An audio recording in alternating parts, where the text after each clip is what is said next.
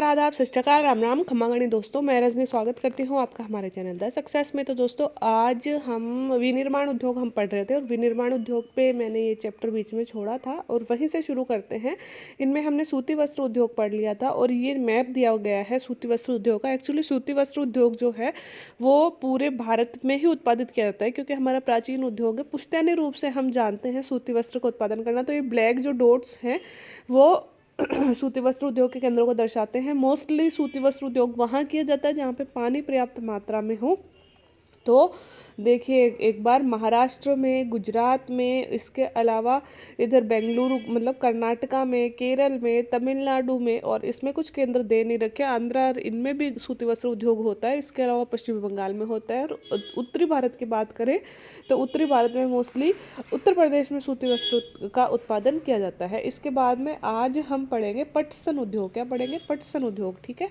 और अब जल्दी से 1 या 2 लेक्चर्स में हम ये ज्योग्राफी ख़त्म कर देंगे 10th वाली, और 11th क्लास की ज्योग्राफी हम शुरू करने वाले हैं। 11th क्लास की जो ज्योग्राफी है वो बहुत इंपॉर्टेंट है। 2 पार्टों में विभक्त की गई है 11th क्लास की ज्योग्राफी। एक तो है मतलब भौतिक भूगोल पूरी पढ़ाई गई है 11th क्लास में। तो हमारी जो भौतिक भूगोल है जो आप आगे चल के बड़ी बड़ी मतलब राइटर्स की बुक्स पढ़ते हैं उससे पहले 11th क्लास की ज्योग्राफी पढ़ना बहुत ज़रूरी है क्योंकि हमारा बेसिक जो है फिजिकल ज्योग्राफी का सविंद्र सिंह पढ़ने से पहले 11th क्लास की ज्योग्राफी पढ़ना जरूरी है। वो क्लियर कर देगी हमारा बेसिक्स, है ना, क्योंकि सारी भौतिक भूगोल उसमें दी गई है। तो हम 11th क्लास की ज्योग्राफी शुरू करेंगे, उससे पहले हम 10th क्लास की ज्योग्राफी पूरी कर देते हैं।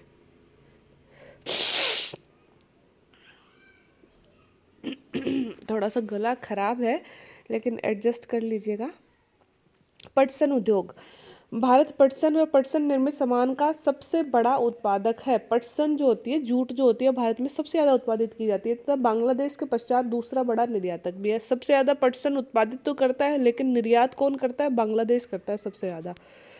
वर्ष 2010 और 11 में भारत में लगभग 80% पटसन उद्योग थे और इनमें से अधिकांशतः पश्चिमी बंगाल के हुगली नदी के तट पर 98 किलोमीटर लंबी तथा 3 किलोमीटर चौड़ी एक संकरी मेखला में स्थित है। जूट या पटसन उद्योग जो है जो हमारा सबसे ज़्यादा पश्चिमी बंगाल में विकसित है और पश्चिमी बंगाल में ही किया जाता है वर्तमान में भी, क्योंकि जूट उद्योग के लिए भी वही है कि पानी ज़्यादा चाहिए, है ना, जूट के लिए पटसन उद्योग में, इसलिए नदी किनारों पर स्थापित ज़्यादा किया जाता है। पहला पटसन उद्योग कोलकाता के निकट रिसरा में 1855 में लगाया गया था। आपको पता है पहला जो सूती वस्त्र उद्योग है, याद है क्या? जो पहले पढ़ाया था, भूल गए? 1854 में लगाया गया था मुंबई में ही। कहाँ पे? किसके द्वारा? कवास जी डाबर के द्वारा। कवास जी डाबर के द्वारा मुंबई में लगाया गया था और उसके बाद में ये लगाया गया पटसन उद्योग। और पटसन उद्योग कहाँ लगाया गया? 1855 में कोलकाता के निकट रिसरा में लगाया गया।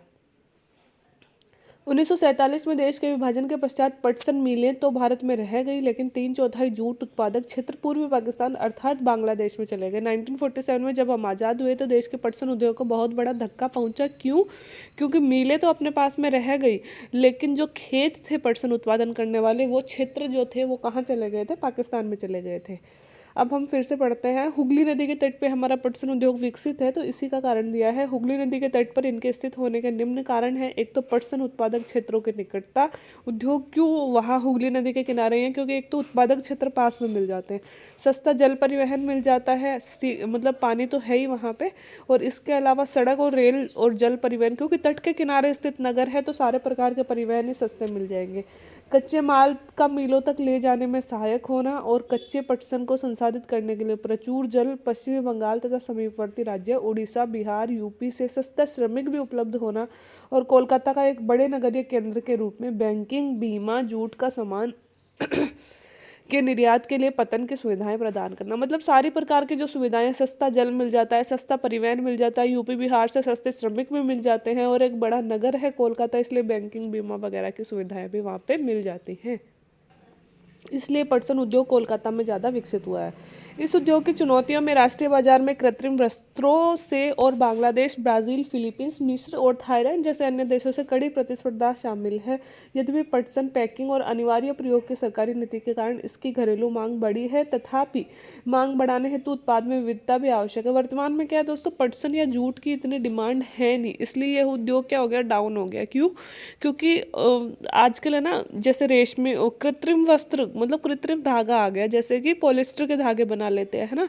तो इन चीज़ों की डिमांड इतनी रही नहीं, लेकिन फिर भी गवर्नमेंट हमारी जोर देती है कि भाई हमें पटसन वाली चीज़ों को मतलब उगाना चाहिए, वो इन्हीं का यूज़ करना चाहिए पैकिंग सामग्री में, जैसे चटाई वगैरह बनाने में, दरिया वगैरह बनाने में। तो फिर भी हम इसके प्रयोग को बढ़ावा दे रहे हैं, बाकी इतनी डिमांड नहीं है। और जैसे देश होते हैं उनसे भी हमें बहुत ज़्यादा प्रतिस्पर्धा का सामना करना पड़ता है, इससे भी हमारा यह उद्योग थोड़ा सा डाउन हो गया है। यद्यपि पटसन पैकिंग के अनिवार्य प्रयोग हो गया। पटसन के प्रमुख खरीदार जो है हमारे, वो है अमेरिका, कनाडा, घाना, सऊदी अरब, यूनाइटेड किंगडम और ऑस्ट्रेलिया है, तथा वैश्विक पर्यावरण अनुकूलन, जैव निम्नीकरणीय पदार्थों के लिए विश्व की बढ़ती जागरूकता ने पुनः जूट उत्पादों के लिए अवसर प्रदान किया है। वर्तमान में फिर से हम इसकी तरफ बढ़ रहे हैं। अब है चीनी उद्योग। हमारे देश का महत्वपूर्ण उद्योग है चीनी उद्योग। भारत का चीनी उत्पादन में विश्व में दूसरा स्थान है, लेकिन गुड़ और खांडसारी के उत्पादन में इसका प्रथम स्थान है। हम चीनी विश्व में दूसरे नंबर पे सबसे ज़्यादा उगाते हैं, लेकिन गुड़ और खांडसारी चीनी दूसरे नंबर पे उत्पादित करते हैं विश्व में, है ना। दूसरे नंबर पे सबसे ज़्यादा चीनी उत्पादित करते हैं, लेकिन गुड़ और खांडसारी हम सबसे ज़्यादा उत्पादित करते हैं। इस उद्योग में प्रयुक्त कच्चा माल भारी होता है, मतलब गन्ना इसका कच्चा माल है तो हमें पता है भारी होता है, और ढुलाई में इसके सुक्रोज की मात्रा भी घट जाती है। गन्ने को मीलों से हम जितनी दूर लेके जाएंगे ना, उतनी ही ज़्यादा उसमें जो रस है गन्ने का वो कम होता जाएगा, और फिर उससे उतनी ही ज़्यादा चीनी कम पैदा होगी। इसलिए कोशिश की जाती है कि गन्ना चीनी की जो मिलें हैं वो गन्ना के खेतों के पास में ही लगाई जाए। चीनी मिलें उत्तर प्रदेश, बिहार, महाराष्ट्र, कर्नाटक, तमिलनाडु, आंध्रा, गुजरात, पंजाब, हरियाणा, मध्य प्रदेश राज्यों में फैली हुई है। यूपी बिहार में अपनी गन्ना होता ही है, और इसके बाद में महाराष्ट्र में सबसे ज़्यादा गन्ना होता है। इसके अलावा सारे दक्षिणी भारत में और उत्तर भारत की बात करें तो पंजाब, हरियाणा में गन्ना पैदा होता है। चीनी मिलों का 60% तो यूपी बिहार में ही है, क्योंकि सबसे ज़्यादा गन्ना हमारा यूपी बिहार में ही होता है। यह उद्योग मौसमी उद्योग है, तो सहकारी क्षेत्र के लिए उपयुक्त है। क्या आप बता सकते हैं ऐसा क्यों? मौसमी उद्योग है। मौसमी मतलब गन्ना एक मौसमी उद्योग कैसे हुआ? क्योंकि चीनी एक मौसमी उद्योग कैसे हुआ? क्योंकि चीनी का जो कच्चा माल है वो है गन्ना, और गन्ना जो है वो एक निश्चित ऋतु में ही तो निकल के आता है, ऐसे तो है नहीं हर ऋतु में अवेलेबल रहता है। इसलिए क्योंकि इसका कच्चा माल ही विशेष ऋतु में मिलता है, इसलिए मौसमी उद्योग हो गया। और यह सहकारी क्षेत्र के लिए उपयुक्त है। मतलब सहकारी क्षेत्र का मतलब होता है, जैसे मान लो हमारे गाँव में गन्ना पैदा होता है ना, और हम अपने गन्ने को दूर शहर में लेके जाता है, किसी बड़े शहर में, और वहाँ चीनी की मिलें और वहाँ जाके उसको बेचते हैं, ठीक है। लेकिन वही है कि ले जाने में 2 4 5 दिन लग जाता है, और इससे गन्ने का जो रस है वो सूखता जाता है, और जितना गन्ना का रस हमारे खेत में होता है उतना क्या नहीं होता, उतना मील तक पहुँचते पहुँचते नहीं होता, वजन कम हो जाता है। तो इससे क्या होता है, किसान को भी गन्ने की उतनी वैल्यू नहीं मिल पाती, और मिल मजदूरों को भी, मिल मालिकों को भी घाटा होता है। तो इसके लिए सहकारी उद्योग बेस्ट होता है। क्यों? क्योंकि ना सहकारी उद्योग में मान लो हमारे हमारे गांव में 2 3 गांव में गन्ना पैदा होता है, हम हमारे गांव के लोग सोचे कि यार हम दूर तक क्यों लेके जाएं, अपने गांव में ही कोई मिल लगा लेते हैं गन्ने की, ताकि गन्ना तो अपने होता ही है, और यहाँ पे ही कुछ लोग मिलकर मिल लगा लेते हैं ताकि चीनी भी यहीं पैदा कर दें, है ना। तो इस तरह से, क्योंकि मिल वगैरह में खर्चा ज़्यादा होता है, कुछ गवर्नमेंट हमें फंड देगी और कुछ गाँव वाले मिलकर पैसा इकट्ठा करेंगे, तो ये सहकारी क्षेत्र में काम करते हैं हम, है ना। और फिर सहकारी क्षेत्र में कुछ लोग जो है वो गन्ने की खेती कर रहे हैं, और कुछ लोग फिर उससे मील से चीनी बना रहे हैं। इस तरह से सहकारी क्षेत्र में इसकी खेती करना ज़्यादा बेस्ट होता है। क्यों? क्योंकि गन्ना कुछ दिन ही अवेलेबल रहता है, उन्हीं दिनों में चीनी बनानी पड़ती है, इसलिए बहुत ज़्यादा लोगों की इसमें आवश्यकता होगी। पिछले कुछ वर्षों में इन मिलों की संख्या दक्षिणी और पश्चिमी राज्यों, विशेषकर महाराष्ट्र में बढ़ी है। इसका मुख्य कारण है कि गन्ने में अधिक सुक्रोज की मात्रा, अपेक्षाकृत ठंडी जलवायु भी गुणकारी है। इसके अतिरिक्त इन राज्यों में सहकारी समितियां भी सफल रही है। ये कह रहा है कि देखो, पहले जो हमारे गन्ना होता था ना, वो यूपी बिहार में होता था, सबसे ज़्यादा गन्ना होता था, और वहीं पर चीनी निकाली जाती थी। फिर धीरे धीरे हमने एक्सपेरिमेंट करना प्रारंभ किया, और हमने देखा कि यार महाराष्ट्र में जो हम गन्ना पैदा कर रहे हैं ना, वो गन्ना उसमें ना मतलब सुक्रोज की मात्रा, मतलब गन्ने में रस की मात्रा ज़्यादा है, मतलब क्वालिटी बहुत बेस्ट है महाराष्ट्र वाले गन्ने की। तो ऑब्वियसली बात है, रस की मात्रा ज़्यादा है तो चीनी भी वहीं ज़्यादा होगी। इसलिए आज हम गन्ना तो सबसे ज़्यादा आज भी यूपी बिहार में उगाते हैं, ना। लेकिन महाराष्ट्र में भी उत्पादन बहुत तेज़ी से बढ़ गया है, बहुत बहुत सारा गन्ना महाराष्ट्र में पैदा किया जाता है। लेकिन जो क्वालिटी की बात करें, यूपी बिहार से बेस्ट क्वालिटी किसकी होती है? महाराष्ट्र वाले गन्ने की होती है, और चीनी भी फिर महाराष्ट्र में ज़्यादा बनाई जाती है। इस उद्योग की प्रमुख चुनौतियां इस प्रकार हैं। इस उद्योग का अल्पकालिक होना, मतलब बहुत कम समय के लिए उद्योग चल पाता है। पुरानी और असक्षम तकनीक, हमें वही पुरानी टेक्नोलॉजी यूज़ करते हैं। परिवहन के असक्षमता से गन्ने का रस गन्ने का समय पर कारखानों में नहीं पहुंच पाना, क्योंकि हमारे पास इतना परिवहन नहीं होता कि हम तुरंत पहुंचा दें, टाइम लग जाता है और गन्ने का मतलब जो रस है वो सूख जाता है, और खोई का अधिकतम इस्तेमाल नहीं कर पाता। जो गन्ने के जो छिलके होते हैं ना, है ना, जो वो भी बहुत उपयोगी होते हैं। जैसे कि हमने इथेनॉल वाला देखा था, इथेनॉल में गन्ने के छिलके इन सब का यूज़ होता है, जिनसे पेट्रोलियम में ब्लेंडिंग की जाती है इथेनॉल की, है ना। तो वो सारी चीज़ें हम बहुत बेस्ट तरीके से यूज़ कर सकते हैं, बट इंडिया में अभी इतनी टेक्नोलॉजी नहीं है, उनका भी हम ठीक ढंग से उपयोग नहीं कर पाते हैं। तो इस तरह से कुछ हमारे सामने चुनौतियाँ भी हैं। अब है खनिज आधारित उद्योग। खनिज आधारित उद्योग क्या होते हैं? वे उद्योग जो खनिज और धातुओं को कच्चे माल के रूप में प्रयोग करते हैं, खनिज आधारित उद्योग कहलाते हैं। जैसे कि क्या आप इन स्वर्ग में आने वाले कुछ उद्योगों का नाम जान सकते हो? मतलब जिनके लिए कच्चा माल हमें खनिजों से प्राप्त होता है। जैसे हम लोहा अयस्क इंडस्ट्री लगाएंगे कोई लोहे से कुछ बनाने की, तो हमें कच्चे लोहे को अभी लोहा अयस्क मतलब पक्के लोहे में कन्वर्ट करना पड़ेगा। तो उसके लिए कच्चा माल क्या है? कच्चा लोहा है ना। इसी तरह से पेट्रोलियम रिफाइनरी लगाएंगे तो उसके लिए कच्चा माल क्या है? पेट्रोल है। तो इस तरह की चीज़ें हमें ये खनिज आधारित उद्योग होते हैं। तो इसमें पहला दिया है लोहा तथा लोहा इस्पात उद्योग। लोहा तथा इस्पात उद्योग एक आधारभूत उद्योग है, क्योंकि अन्य सभी भारी, हल्के और मध्यम उद्योग इनसे बनी मशीनरी पर ही निर्भर करते हैं। विविध प्रकार के इंजीनियरिंग सामान, निर्माण सामग्री, रक्षा, चिकित्सा, टेलीफोन, वैज्ञानिक उपकरण और विभिन्न प्रकार के उपभोक्ता वस्तुओं के निर्माण के लिए इस्पात की आवश्यकता होती है। मतलब लोहा जो होता है किसी भी देश की रीढ़ की हड्डी होता है लोहा इस्पात उद्योग। क्यों? क्योंकि बाकी सभी उद्योग एक सुई से लेकर एक विमान तक लोहे से ही बनाया जाता है। हर प्रकार की मशीन लोहे से बनाई जाती है, इसलिए लोहा इस्पात उद्योग किसी भी देश के लिए बहुत ही महत्वपूर्ण उद्योग होता है। इस्पात के उत्पादन और खपत को प्राय देश के विकास का पैमाना माना जाता है कि एक देश कितना तो इस्पात उत्पादित कर रहा है और कितना उसमें खपत हो रही है, उसे ही विकास का पैमाना भी माना जाता है। लोहा तथा इस्पात एक भारी उद्योग है, क्योंकि इसमें प्रयुक्त कच्चा माल और तैयार माल दोनों ही भारी और स्थूल होते हैं, और इसके लिए अधिक परिवहन की लागत की आवश्यकता होती है। क्योंकि लोहा जो है भारी उद्योग है। क्यों? क्योंकि कच्चा माल भी भारी होता है, कच्चा लोहा लेके आएंगे बहुत, वो भी बहुत वजन वाला होता है, और उससे जो निर्मित माल होता है, मतलब लोहा या जो सही और साफ लोहा तैयार करते हैं, वो भी उतना ही वजनदार होता है। तो लोहा उद्योग के लिए हमें परिवहन सबसे ज़्यादा इम्पोर्टेंट कारक हो जाता है कि हमें एक अच्छा परिवहन चाहिए, क्योंकि उद्योग में जो कच्चा माल है वो बहुत ही भारी प्रयुक्त होता है। इस उद्योग के लिए लोहा अयस्क, कोकिंग कोल, चूना पत्थर का अनुपात लगभग 4:2:1 होता है। दोस्तों आप यकीन नहीं करोगे, यह अनुपात भी हमारी नेट की एग्जाम में पूछा गया है कि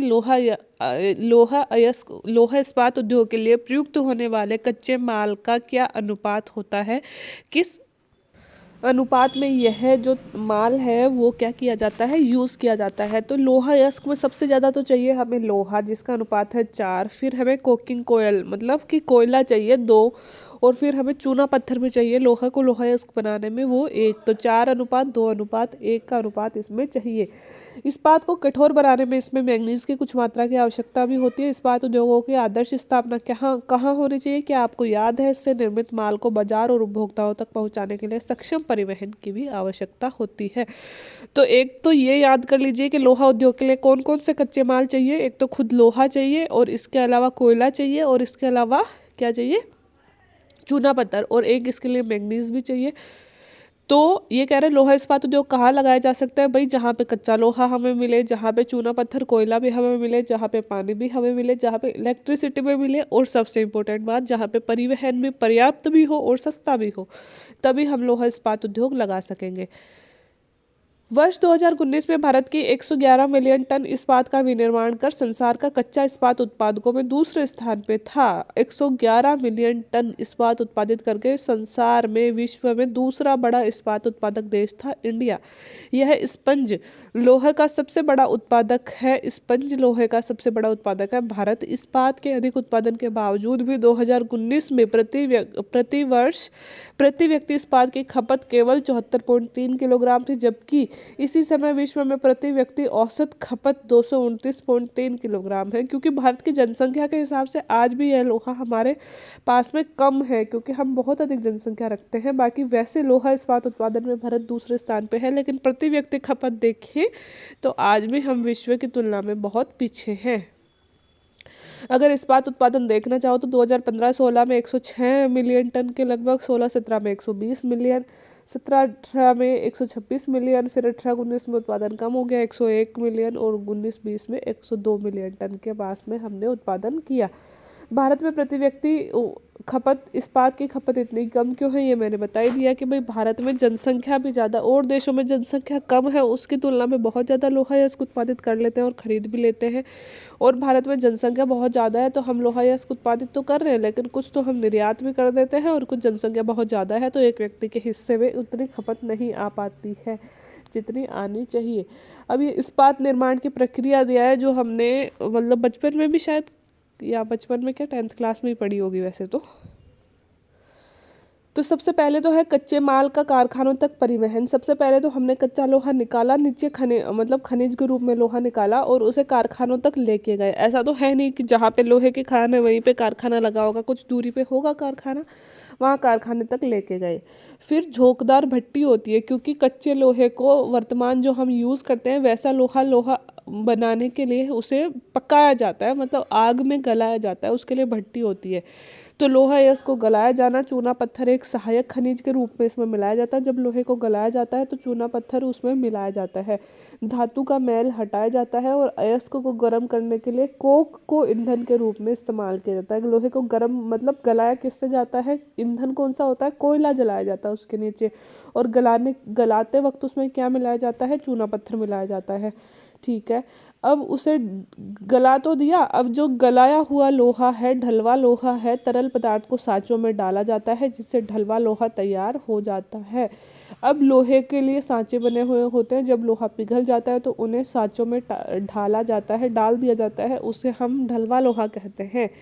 अब इससे इस्पात बनाया जाएगा। ढलवा लोहे को पुनः गलाकर वापस से उसको गलाया जाता है और ऑक्सीकरण द्वारा अशुद्धता हटाकर ऑक्सीकरण किया जाता है उसका, और उसकी अशुद्धता हटा दी जाती है, जो भी उसमें मतलब कि खराब चीज़ें हैं वह हटा दी जाती हैं, तथा फिर उसमें मिलाया जाता है मैग्नीज, निकल और क्रोमियम मिलाकर शुद्ध लोहा। वर्तमान में जो हम लोहा यूज़ करते हैं उसमें जंग नहीं लगे, है ना, वो जल्दी से ख़राब नहीं हो, इसके लिए उसमें मैग्नीज, निकल और क्रोमियम मिलाकर शुद्ध लोहा तैयार किया जाता है। और अब यह हमारा वह लोहा हो गया जिसे हम यूज़ कर सकते हैं। अब हम इसको जिस भी आकार में धातु को आकार दे देते हैं, रोलिंग, प्रोसेसिंग, ढलाई और गढ़ाई करके हम उससे गेट बनाएं, चाहे बेड बनाएं, चाहे हत्थे बनाएं, कुछ भी बनाएं, है ना, फिर हम उससे चीज़ें बना लेते हैं। तो देखो ये जो लोहा है वो भी सिंपल सामान्य चीज़ नहीं है, इतनी सारी प्रक्रिया से गुजरकर हमारे सामने लोहा बनकर आता है। तो एक बार यह मैप देख लो कि भारत में जो लोहा है वो कहाँ कहाँ तैयार किया जाता है, कहाँ कहाँ हमारे लोहा इस्पात कारखाने हैं। तो हमारे लोहा इस्पात कारखाने, कल ही मैं 12th में पढ़ा रही थी, 12th में फिर से आएगा भारत में लोहा इस्पात उद्योग। तो ये कह रहा था कि 12th की किताब में लिखा हुआ था अर्धचंद्राकार पट्टी में फैले हुए हमारे लोहा इस्पात उद्योग। कैसे कैसे, ये कह रहा था झारखंड के बाद में पश्चिमी ओडिशा, पश्चिमी बंगाल और छत्तीसगढ़, इस तरह से अर्धचंद्राकार आकार में हमारा ये उद्योग है, मोस्टली यहीं पे फैला हुआ है लोहा इस्पात उद्योग। तो आप देख भी सकते हो कि छत्तीसगढ़ में लोहे का कारखाना है भिलाई, और ओडिशा में लोहे का कारखाना है राउरकेला, और बोकारो और जमशेदपुर कहाँ है, झारखंड में है, और बर्नपुर और दुर्गापुर कहाँ है, पश्चिमी बंगाल में है। लोहे के बड़े कारखाने हैं। इसके अलावा कर्नाटक में विजयनगर और भद्रावती, और आंध्र प्रदेश में है विशाखापट्टनम, और तमिलनाडु में है सेलम। बहुत इंपॉर्टेंट चीज़ें है दोस्तों, न जाने एग्जाम में कितनी बार बोकारो भिलाई ये पूछा गया है ना। ये भी पूछा जाता है कौन सी पंचवर्षीय योजना में कौन सा बना, यहाँ भी शायद दिया हुआ होगा 12th की किताब में, तो ये दिए हुए हैं कि कौन सा कारखाना कब लगाया गया था। ठीक है, तो लोहा तो पढ़ देते हैं अपन, पाठ लंबा है शायद, उसके बाद में सेकंड लेक्चर में एल्यूमिनियम उद्योग पढ़ेंगे, लेकिन पहले लोहा अपन कंप्लीट कर लेते हैं आज।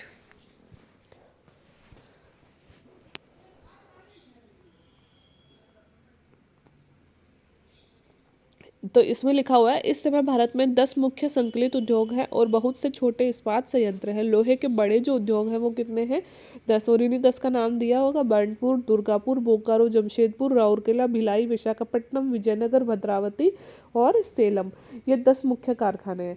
मिनी इस्पात उद्योग मिनी इस्पात उद्योग छोटे संयंत्र हैं जिनमें विद्युत भट्टी, रद्दी इस्पात और स्पंज आयरन का प्रयोग होता है। इनमें रील और रोलर्स होते हैं जो इस्पात सिल्लियों का इस्तेमाल किया जाता है। ये हल्के स्टील और निर्धारित अनुपात के मृदु और मिश्रित इस्पात का उत्पादन करते हैं। मतलब कुछ छोटे संयंत्र होते हैं। तो हमने पढ़ा मिनी इस्पात जो उद्योग होते हैं वो छोटे उद्योग होते हैं, और संकलित इस्पात संयंत्र जो होता है वो बड़ा संयंत्र होता है जिसमें कच्चे माल को एक स्थान पे एकत्रित करने से लेकर इस्पात बनाने तक, उसे ढालने और उसे आकार देने तक प्रत्येक क्रिया की जाती है। संकलित उद्योग में तो सारे प्रकार के काम, कच्चे लोहे को लास्ट हमने जो ऊपर वाली प्रोसेस देखी वो सारे किए जाते हैं, और मिनी इस्पात संयंत्र में छोटे छोटे काम किए जाते हैं ना, इस्पात तैयार किया जाता है, छोटी छोटी सिल्लियाँ तैयार कर ली जाती है। सार्वजनिक क्षेत्र के लगभग सभी उपक्रम वर्तमान में इस्पात की स्टील अथॉरिटी ऑफ इंडिया के माध्यम से बेचते हैं। जो भी हमारे बड़े उद्योग हैं लोहे के, वो सेल के अंडर में काम करते हैं। सेल के फुल फॉर्म है steel authority of India limited. ठीक है। 1950 के दशक में भारत और चीन ने लगभग एक समान मात्रा में इस्पात उत्पादित किया था। आज चीन इस्पात का सबसे बड़ा उत्पादक है और इस्पात की सर्वाधिक खपत वाला देश भी चीन है। सबसे ज़्यादा इस्पात उत्पादित भी चीन करता है और सबसे ज़्यादा खपत भी कौन करता है? चीन करता है। भारत में छोटा नागपुर का पठारी क्षेत्र में अधिकांश लोहा इस्पात उद्योग संयंत्र है, और इस प्रदेश में इस क्षेत्र के उद्योग के विकास के लिए अधिक अनुकूल और सापेक्षिक परिस्थितियां हैं। इनमें लोहा अयस्क की कम लागत, उच्च कोटि के कच्चे लोहे की निकटता, सस्ते श्रमिक, स्थानीय बाजार में इनकी मांग और विशाल संभाव्यता सम्मिलित है। तो भारत में लोहा इस्पात संयंत्र कहाँ है सबसे ज़्यादा? छोटा नागपुर का पठार, वही मैंने बोला झारखंड के आसपास में है ना। क्यों? क्योंकि वहाँ पे लोहा अयस्क भी है, वहाँ पे कोयला भी पाया जाता है, वहाँ यूपी बिहार के सस्ते श्रमिक भी मिल जाते हैं, और वहाँ पे छोटी छोटी नदियों के द्वारा पानी भी मिल जाता है।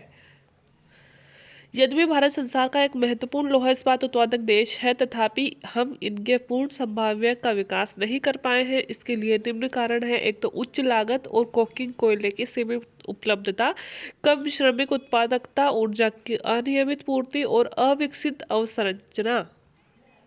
ये कह रहा है कि भारत में कच्चा लोहा बहुत ज़्यादा है, लेकिन फिर भी हम इसका ठीक ठाक उपयोग नहीं कर पाए हैं। क्यों? क्योंकि हम जो फैक्ट्रीज वगैरह लगाते हैं उसमें लागत बहुत ज़्यादा आ जाती है। कोकिंग कोयला हमारे पास में इतना ज़्यादा नहीं है, श्रमिक जो है हमारे कुशल नहीं है, ढंग से काम नहीं करते हैं, और ऊर्जा की अनियमित आपूर्ति होती है। मतलब हमारे पास में ठीक से इलेक्ट्रिसिटी वगैरह नहीं मिल पाती है। इतनी ठंड हो रही है 10:30 बजे भी मेरे बार नाक बंद हो रहे, पता नहीं चल रहा मोबाइल को पकड़ूं कैसे, हाथ ठंडे हो जाते हैं जिस भी तरह से पकड़ती हूँ उस तरह से ही। हम भी उच्च कोटि का इस्तेमाल इस्पात दूसरे देशों से आयात करते हैं, हालांकि हमारा कुल इस्पात उत्पादन घरेलू मांग पूर्ति हेतु अपर्याप्त है। आज भी हम जो अच्छी कोटि का इस्पात है हम विदेशों से आयात करते हैं, क्योंकि हमारे पास जो इस्पात हम उत्पादित करते हैं वो हमारे लिए पर्याप्त घरेलू मांग की पूर्ति हेतु पर्याप्त है, लेकिन हमारे पास में बेस्ट क्वालिटी वाला इस्पात नहीं होता है ना। बेस्ट क्वालिटी वाला इस्पात चाहिए तो हम विदेशों से मंगवाते हैं। निजी क्षेत्र में उद्यमियों के प्रयत्न से उदारीकरण व प्रत्यक्ष विदेशी निवेश ने इस उद्योग को प्रोत्साहन दिया है, और इस्पात उद्योग के अधिक स्पर्धावान बनाने के लिए अनुसंधान, विकास और संसाधनों को नियत करने की आवश्यकता है। तो ये हमारा उत्पादन दिया हुआ है, अगर देखना चाहो तो आप देख सकते हो, बाकी ये डेटाज हमारे लिए इतने इम्पोर्टेंट नहीं होते। अब हम पढ़ेंगे एल्यूमिनियम उद्योग, जो हम पढ़ेंगे अगले लेक्चर में, क्योंकि आज का लेक्चर हो चुका है 23 मिनट का। और हाँ, अगले संडे से आपके लिए हर वीकली टेस्ट आया करेंगे, जो भी हम इस मतलब पूरे चैप्टर में आज पढ़ रहे हैं, और 7 दिन तक जो भी हम पढ़ेंगे उसका टेस्ट आपको नेक्स्ट संडे को मिल जाएगा, और अगले दिन या शाम तक आपको उसके आंसर के मिल जाएगी। देखते हैं कौन बच्चा किस तरह का स्कोर करता है। और या फिर मैं ऐसे किया करूँगी कि पूरे टेस्ट के जैसे 20 क्वेश्चन का टेस्ट लेंगे अपन, 20 क्वेश्चन दे दूँगी, और फिर लास्ट में उसका आंसर्स भी आपको बता दूंगी। आपको करना है कि वीडियो रोक के आपको क्वेश्चंस का जवाब देना है, और आपको लास्ट में बताना है कि आपने कितना स्कोर किया। ठीक है, तो आज के लिए इतना ही। वीडियो देखने के लिए thank you so much. Stay tuned with the success with Rajni. Bye bye.